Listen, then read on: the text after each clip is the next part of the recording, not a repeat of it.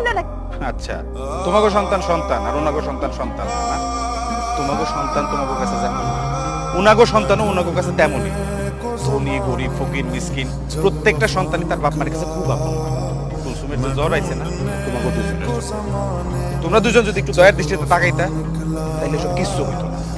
একটা বিষয় হিসাব করে দেখো, এই যে খাওয়া পড়া নিয়ে ধনী গরিবের মধ্যে এত হিসাব করতেছ, নামাজ রোজা তো খাওয়ার জন্য মা, তুমি যেইভাবে খায় সেহরি খায় রোজাটা রাখো, রোজিনা চাচিও তো ঠিক একইভাবেই সেহরি খায় রোজাটা রাখো।